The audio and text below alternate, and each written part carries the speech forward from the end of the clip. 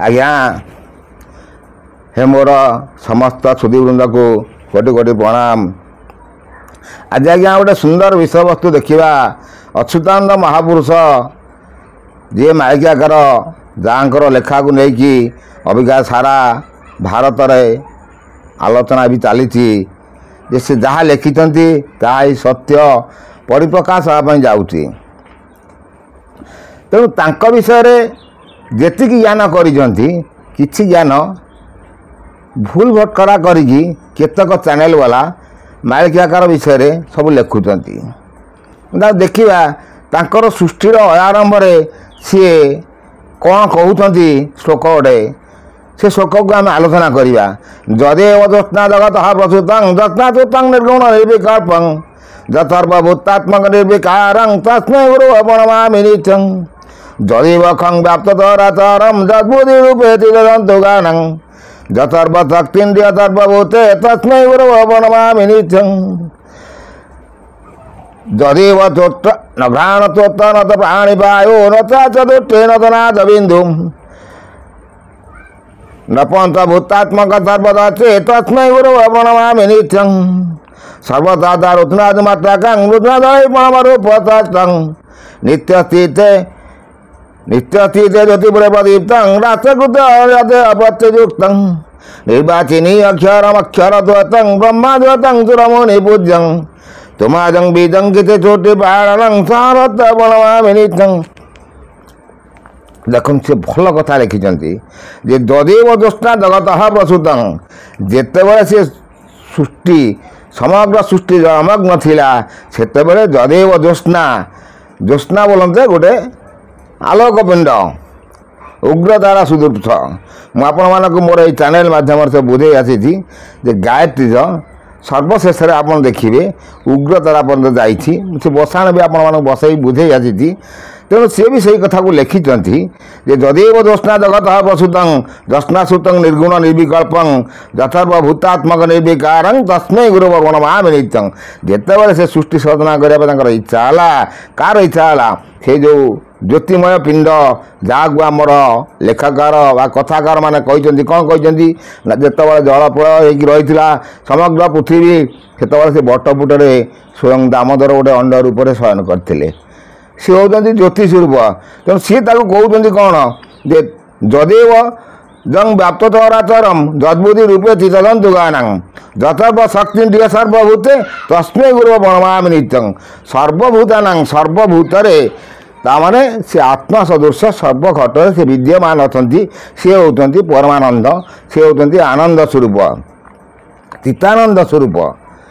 तेणु ये सब बहुत ज्ञान तत्वर कथा आपण मैंने धीरे धीरे शुणे कौन से ज्ञान से भी से भल कथा कहते न घ्राण चोतं न तो प्राणिपायो न से दृष्टि न तो नादबिन्दु न पंचभूतात्मक सर्वदर्शी तस्मै गुरुर्प्रणमामि नित्यं। आमे जो गुरु वंदना करुँच मझे मोर गोटे चैनल कहते तुम अणगुरी आज्ञा गुरु किए से बाबू भी आज देखुवे जापर सी कौन कहते न घ्राण चोतं न तो प्राणिपायो न से दृष्टि न तो नादबिन्दु न पंचभूतात्मक सर्वदर्शी तस्मै गुरुर्प्रणमामि नित्यं। जे एमिति जो पुरुष अच्छी तार आखि नहीं तार कान नहीं तार पाटी नहीं तार किछि नहीं किंतु सी सब शुणी पारुछि से होउछि गुरु सदृश। आम जदि ताकू मनन करवा ताकू चिंतन करवा ताले आम जापर जे गुरु बोली किए जिनस ता माने जोटा कि समस्ते कहते अजपा जपिबू भव सागर तरिबू अजपा कौन अजपाटा है आपड़ जो सहित संपूर्ण भाव मिसिबे से आपण अजपाटा जापाखे मिसिब सेतबेले आपण ब्रह्म दर्शन करें। तेणु ये सब बहुत ज्ञान मार्गर कथा। तेणु से बाबू मुझे कहली तेणु ये जो हूँ नित्यस्थित ज्योतिप्रदीप्तं राष्ट्रकृत आदि शक्तियुक्तं निर्वाचिनी अक्षरमक्षरद्वैतं ब्रह्मद्वैतं सुरमुनिपूज्यं।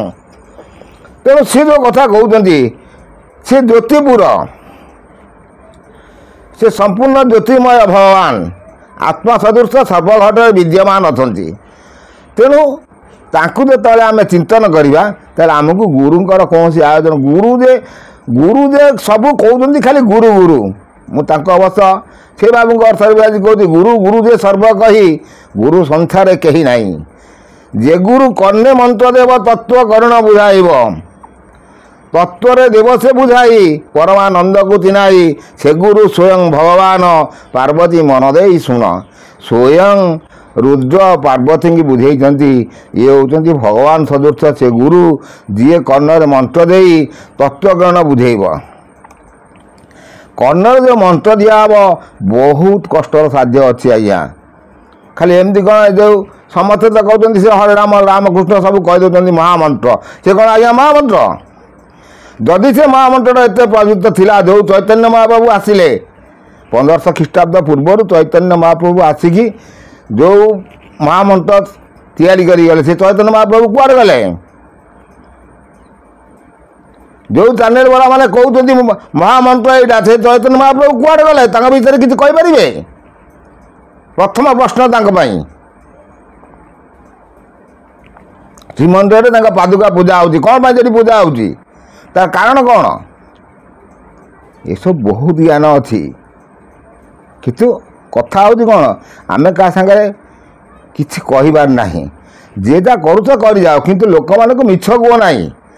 ସୃଷ୍ଟିର ଅୟାରମ୍ଭ ବିଷୟରେ କିଛି ଜ୍ଞାନ କର, କିଛି ଜ୍ଞାନ ଶିଖ, କିଛି ତତ୍ତ୍ୱବାଣୀ କୁହ ଯେଉଁଟାକି ଲୋକଲୋଚନକୁ ଆସିଲେ ସେ ଆସିବ।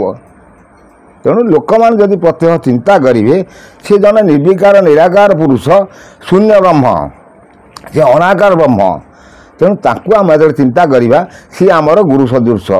ତେଣୁ ସିଏ ସବୁବେଳେ ଆମ ପାଖେ ପାଖେ ଅଛନ୍ତି।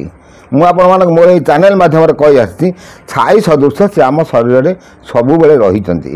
ଆମେ ଯେଉଁ ପାପ କରୁଛେ, ଯେଉଁ ଭଲ ମନ୍ଦ କରୁଛେ, ଯେଉଁ ପୁଣ୍ୟ କରୁଛେ ସେ ସାଙ୍ଗେ ସାଙ୍ଗେ ସବୁ ଖବର ଯାଉଛି। ପୁଣି ଆପଣମାନଙ୍କୁ ନେକ୍ସଟ ଅଧ୍ୟାୟରେ କିଛି କହିଦେବା।